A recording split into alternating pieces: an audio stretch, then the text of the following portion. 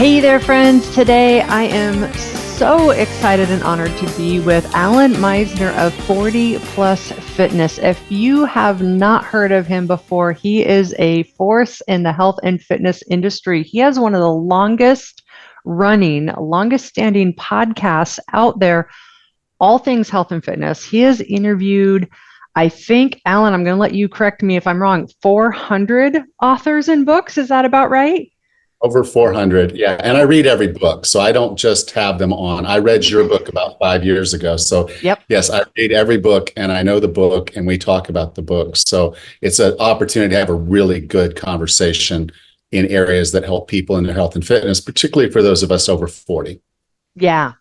So Allan, truly one of the industry experts. He has seen it all. So what I want you to do while we're listening to this interview together, or afterwards, is head on to the show notes, because there's a link there. Allan has a special URL for you that has lots of things for you. There's a quiz there for you.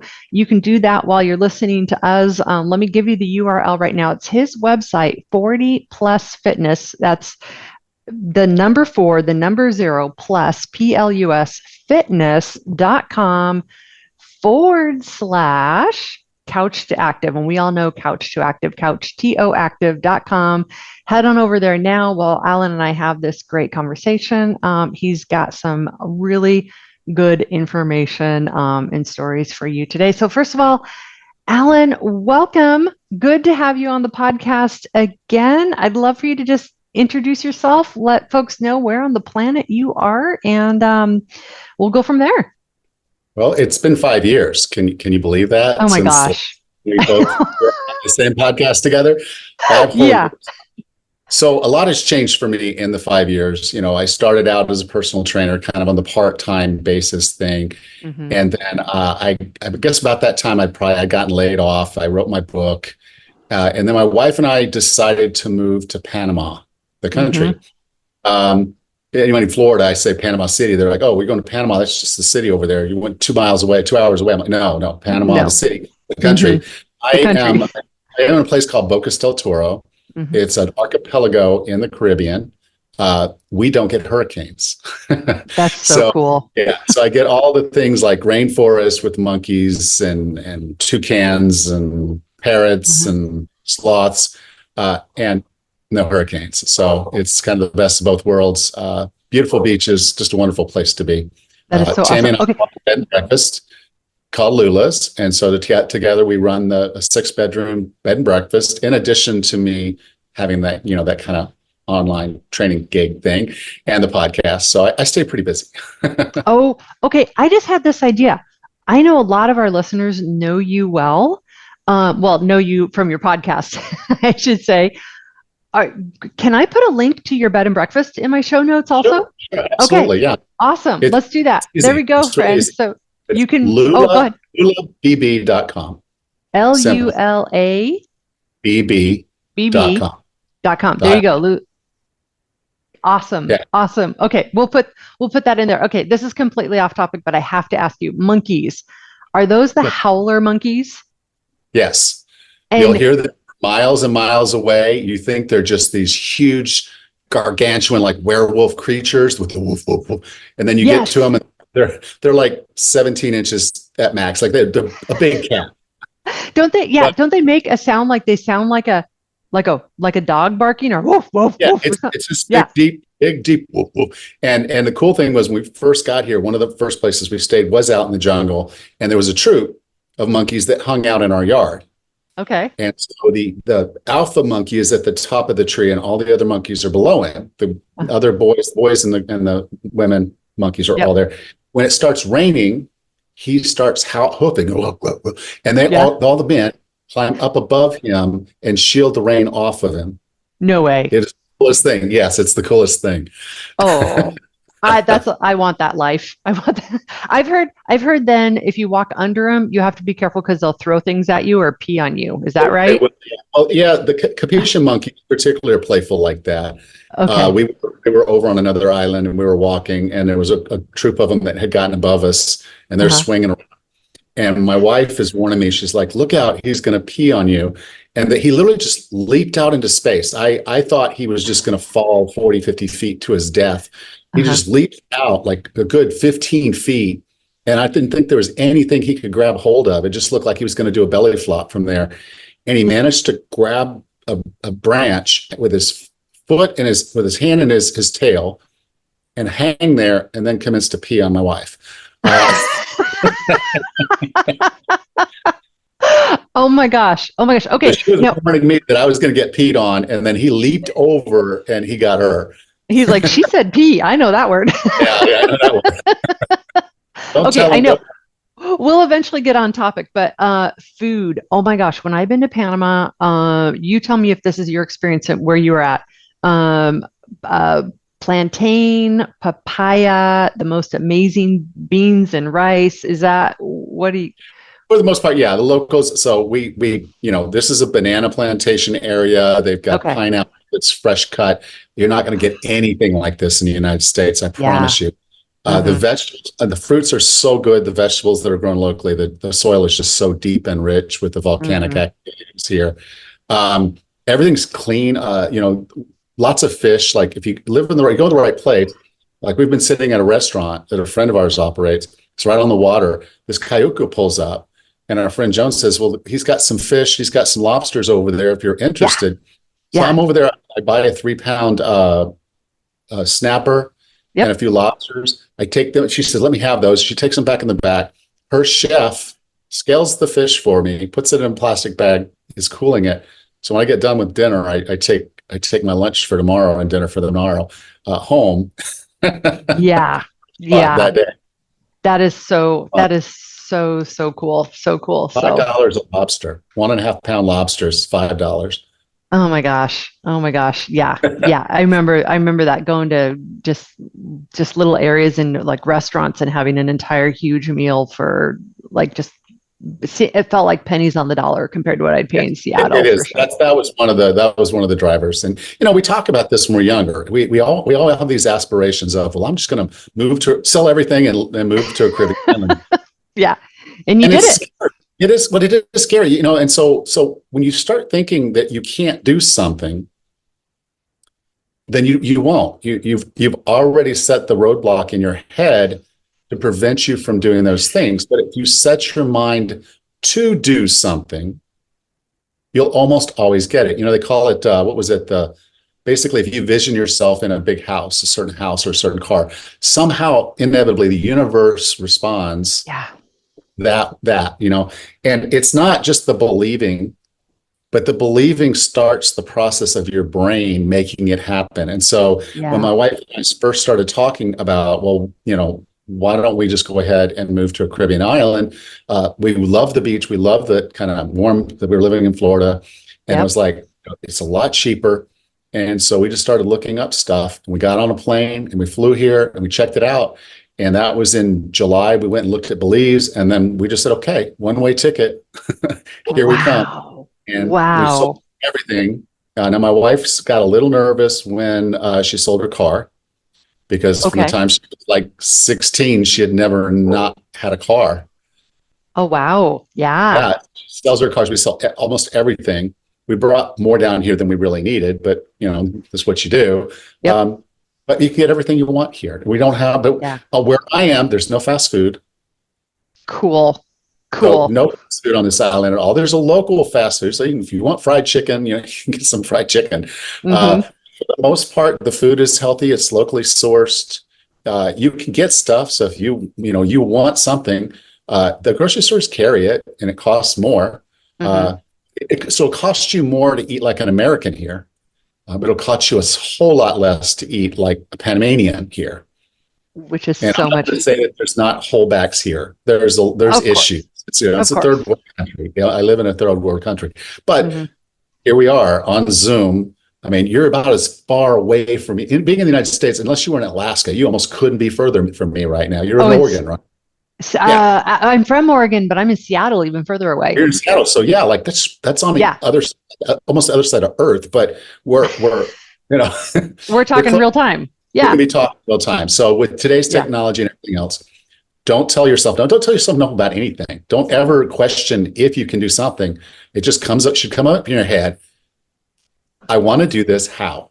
I love this. Okay, Allan, I need, this is the pep talk I needed. I'm going to take that. And you guys listening, we haven't even gotten to what we had planned yet here. So but I think I'm going to take that first part, put it on repeat play every morning. Like, I can do it. I can do it. Yeah. We always need those.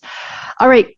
Let's dive in. I'd love for you to talk to folks a little bit about, I don't want to give any spoilers, about the concept of fit for task, because I love this concept you were telling me about, and I think it really fits well with the audience that listens to Couch to Active. So I'll just let you dive right in. Okay. 2 quick stories. Okay. One is about, well, they're both about me, but because I was involved in both of these stories. But the first story was, and this was me being completely unhappy, completely miserable. I was super successful in my career, but I was miserable. I was overweight. I was unhealthy. Everything around me was just toxic. And I decided to change, and then went through 8 years of trying to change. You said 8 years? 8 years of trying? Yeah, that's a long time. Yeah, right. So then one morning I woke up and I was just as fat as when I started, if not more. And I felt terrible, just as miserable. Everything was right where it was or worse than it had been 8 years. And I'm like, okay, why can't I do this? I've done hard things before. This is a hard thing, but I've done hard things. And one other thing happened that night. The night before was I was talking to my daughter, and she had gotten into CrossFit, and she was doing the obstacle course races and all these things. Yeah. And she said to me, she said, "Daddy, would you come watch me do a CrossFit competition?" Of course. Well, that's not what I thought. I said, yeah, sure. But that's not what I thought. I thought I didn't sign up for this life to be a spectator in my daughter's life. I should be a participant in her life. And here I am, the old man sitting in the rocker, watching my kid play on the floor because I can't do it. And I didn't sign up for that. Okay. So there's that. And so I told her, I said, let's do something. And we started doing more things together. And then eventually, when I got ready, I'd done about 2 months of training, and I said, okay, let's do a Tough Mudder. Now, a Tough Mudder is 12 to 13 mile run. It's muddy, it's icky, water, swimming, jumping, all kinds of obstacles. It's hard. It was really, but I signed up to go with my level 1 CrossFit daughter, and I didn't want to disappoint her and slow her down. And I didn't want her to feel like she just needed to leave me right there on the course. I was going to not finish this. I was going to finish this like her, with her. Cool. Okay. So what did that mean? It meant I wasn't who I needed to be to do this thing. Yeah. I had to change my fitness for a task. Now, I set a very big, audacious goal. That's a huge goal. That's a half a marathon with a whole bunch of exercise, huge feats. Yeah, exactly. Yeah. So I had to make a change. But that's an extreme example, and I'll admit, no, you shouldn't be signing up for a Tough Mudder. I had no business doing it, but I saw fit for task. If I want to be able to do this, I have to be at a fitness level. Yeah. Okay. Here's another one. I'm sitting in a golf cart after lunch with my grandfather. At the time, he's 80 years old. Okay. Now he tells me, I see him, well, usually this was about the time we'd say goodbye, and then I would leave and go see other family because all the guys would go out and play golf. He loved golf. He lived on a golf course. And I say, aren't you going to go play? The guys are all going out to play. He says, no, my balance is just not there. I can't play. I said, well, do you want to go to the driving range and just hit a couple balls with me? He's like, no, I can't even swing a club. Oh, geez. So this was a man who loved golf, and he lost it. Yeah. Now, a lot of people say, well, he's 80 years old. Okay. A couple of years left, but he lived 15 more years. Wow. Okay. Wow. And fitness just kept declining to the point of he couldn't make it from his chair to the bathroom in time. The last 5 years of his life. I didn't see him because I couldn't come visit him. Okay. So I'll joke occasionally. It's like, I want to be able to wipe my own butt when I'm 105. Oh, totally. Yeah. Fit for task, man. Fit for task. Exactly. I'd do it all by myself. Yeah. Oh, yeah. We talk about that a lot on this podcast. And you go to the grocery store.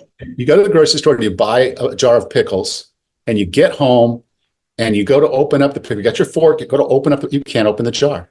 Mm-hmm.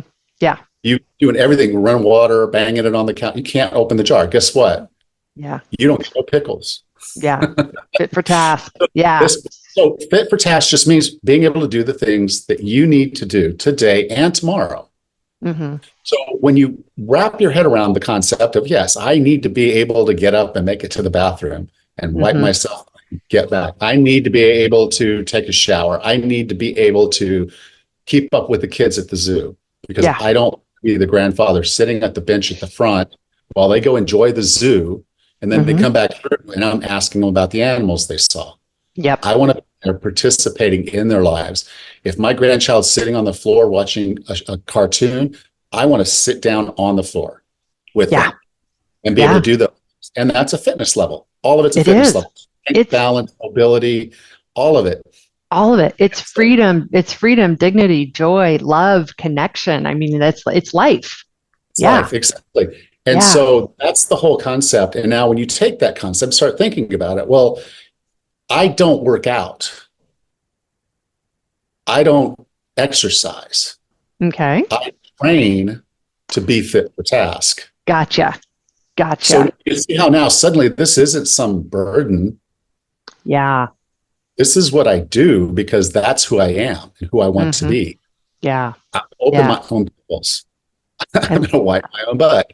I'm going to be able to do all the things with the grandkids that I want to do. We only have one grandkid right now. I know there's going to be more. 2 of our girls got married last year. So I'm pretty sure.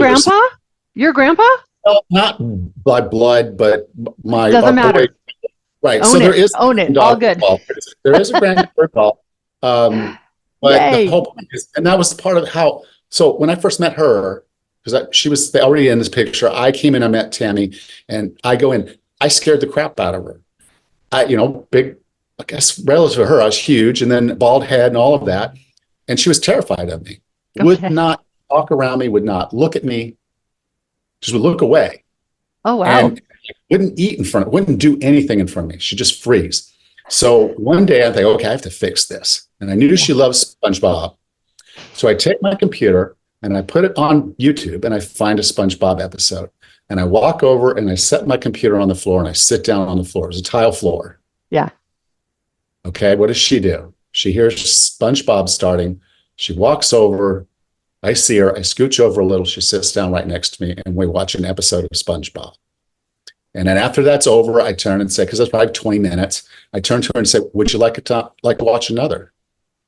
She said, yes, please. And we watched another episode. Oh, that's cool. It changed our relationship. So just being able to get on the floor with a kid.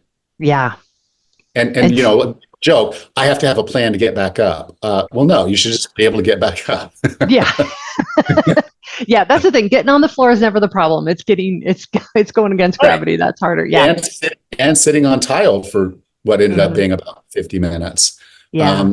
There's just the concept of I have to be able to do things. And there are things I could do when I was younger, and there's absolutely no reason I shouldn't be able to do it today. Yeah. Yep. I love that training for the task. That makes so much sense because it adds that whole layer of meaning and purpose behind it. Because I think sometimes we get stuck in the box of should, and we should, the old joke we all know is we should all over ourselves. I should be exercising. I should be.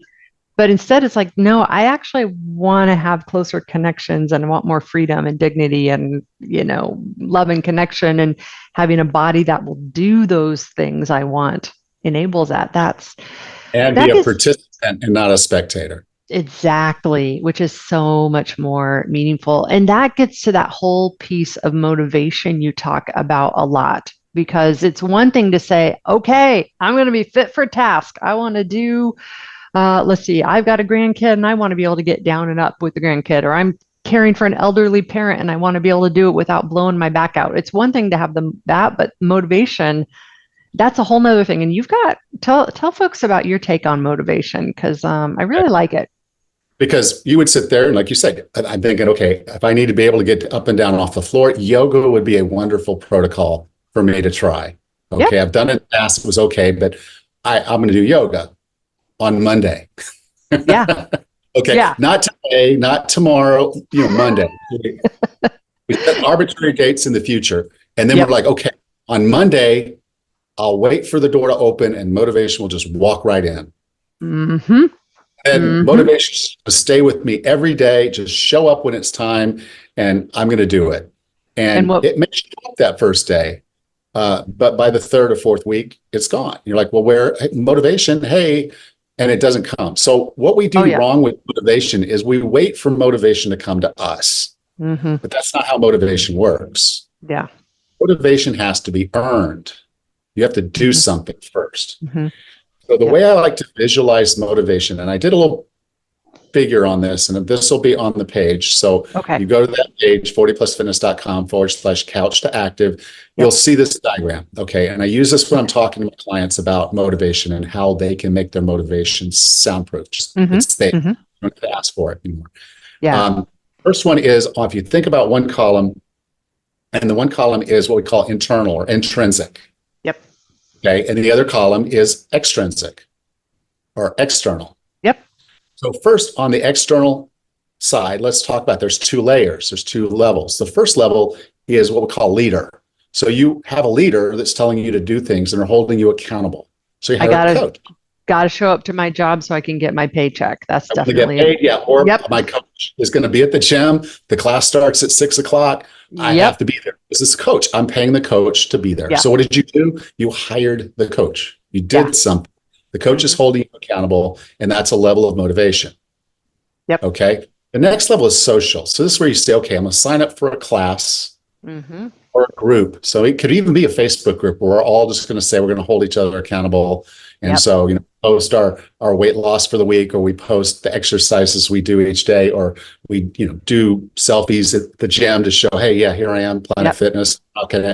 Would this also be like group fitness? Like, hey, my friends are there, and so I'm more likely to go because my friends are there. Yeah. I know they're going to be, and it doesn't even have to be like a group. Like, if you go to a commercial gym at the same time, at the same day, you see the same people. Yep.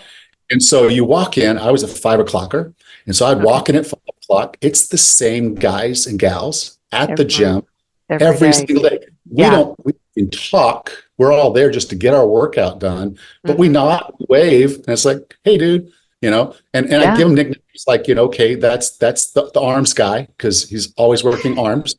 And then there's the girl on the treadmill girl. But it's the same ones. And we wave and say hi every morning. Yep. I don't know their names. I was going to say, might not even know their names. Yeah. Yeah. But they know when I'm not there. And I know if I'm not there, they're going to know I'm not there. Mm-hmm. They'll be like, where's the maniac on the elliptical? I don't see him today. Yeah. Nope, nothing bad happened. But there's a level of accountability. Again, all that extrinsic stuff isn't really about accountability at different layers. And a coach is going to keep you intact. It's the easiest. Joining the social group is pretty easy. You just keep going. Then you meet them and you become a part of their tribe, and then you just keep going. So that's solid, but they're not as permanent. If we can start shifting the motivation to the intrinsic side of this model, things get really interesting. Okay, so the leader level of your intrinsic or internal is self-management. And this is where you say, okay, if I'm going to make it to the gym tomorrow, my alarm has to be set at 5:30. My gym bag has to be packed. Yep. It's sitting right at the door. I don't hit the snooze button. It's like everything goes off, and then I can just go. There doesn't have to be a coach at the gym. It's just now I'm managing myself. It's great if there is one, but you're still managing yourself, saying, okay, set the alarm, get your stuff together. Yep. You don't want to be late. You don't want to forget something. Get it so prepared. You just organized, right? And so now you're organized and you're moving forward. That's self-management. If possible, go to bed early enough so you can wake up in the morning. Don't drink the wine or the beer so you can get up in the morning. There's a lot of self-management. That's the self-management piece. And you start building those and doing those, and that's self-efficacy. Yeah. So we have accountability now on the intrinsic. We're talking mostly about self-efficacy. I could actually do this without accountability most of the time. Yeah. Okay. Yeah. Then there's the most powerful one, and the one that takes the most doing. And that's when we get into habits and values. Yes. Okay. Yeah. If you value something, and this is where the fit for task really comes to play. Mm-hmm. You start identifying as that individual. Okay. I'm the grandfather that's out there in the park playing, not the one sitting on the bench watching. Mm-hmm.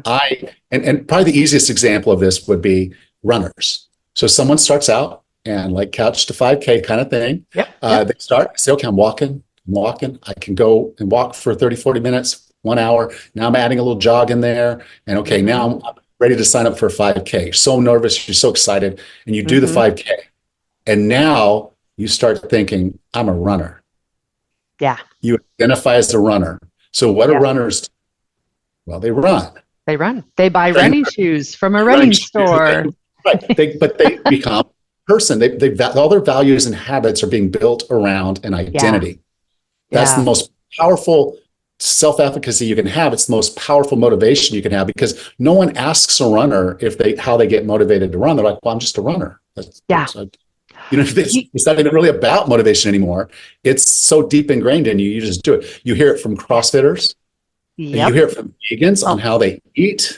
Yep. This is what I am. This is what I do. It's interesting hearing you talk about this. It reminds me of a time in my life when I was the most fit I've ever been. And I'm Allan. I'm a self-professed couch potato. Like if the National Institute of Health ever came and they're like, we got it all wrong.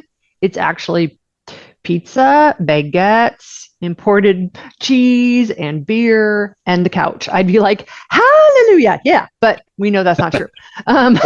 We know that's not true. But the time before I had the period of time when my health fell apart, the time when I was the most fit, I really got to that self-efficacy piece. Yeah.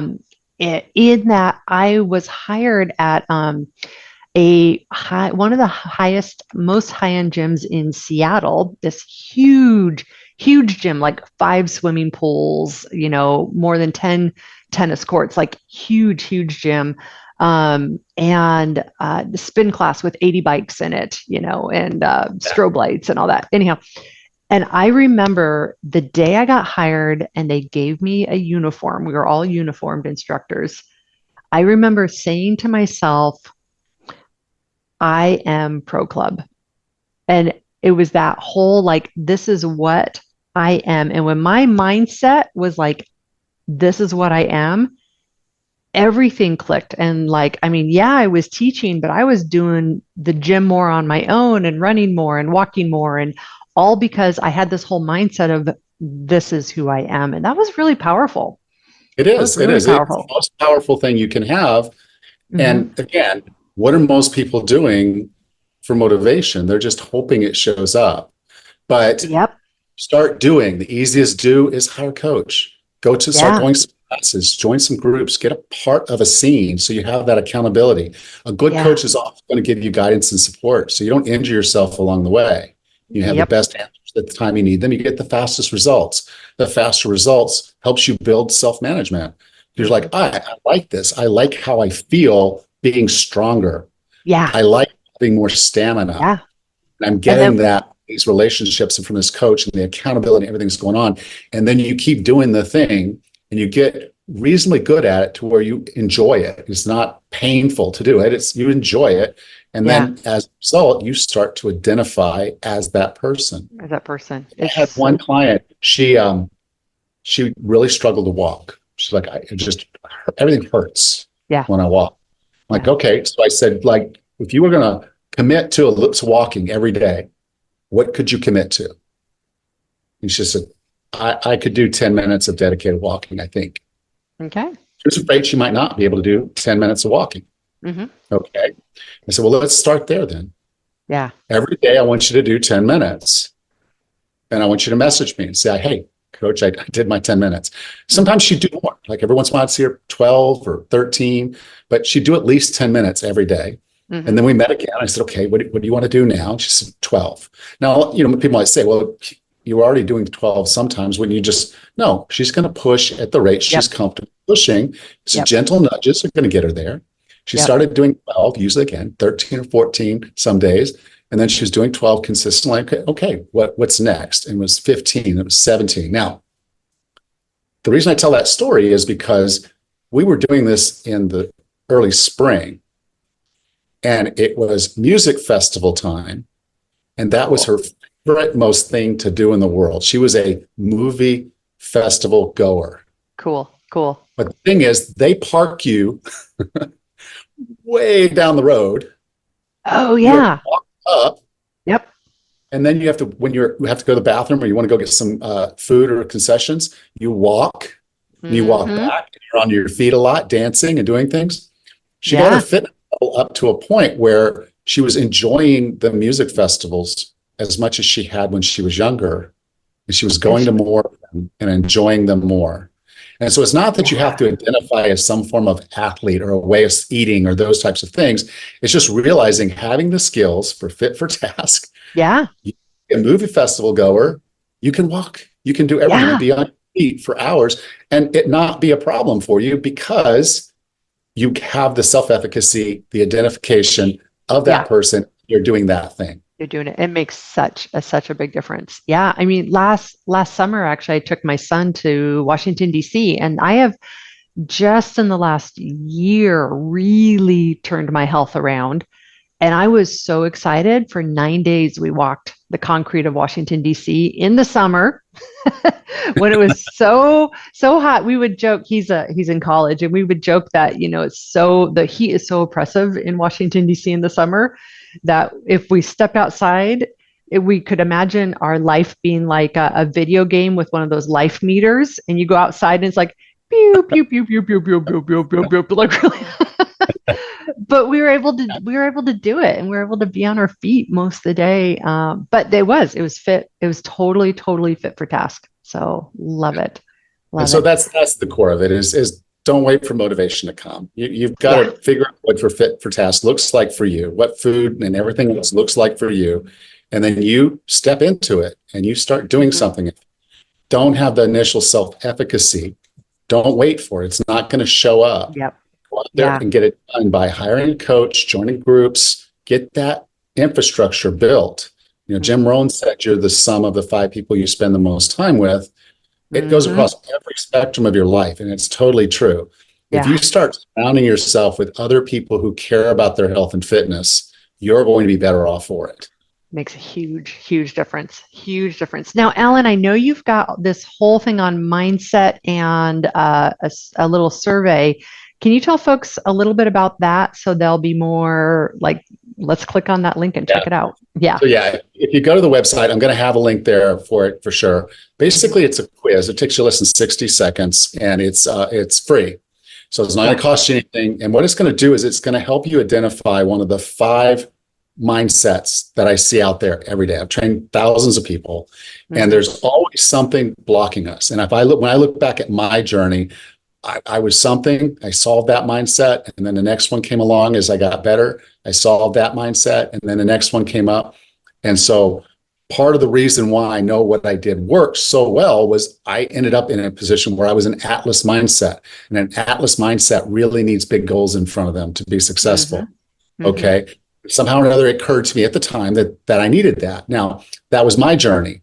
I didn't have all 5 of them. I had several of them, a few of them that I worked through this one, then worked through that one. But once you know your primary, the cool thing is you can take any of these things that are blocking you and you can use it as a superpower.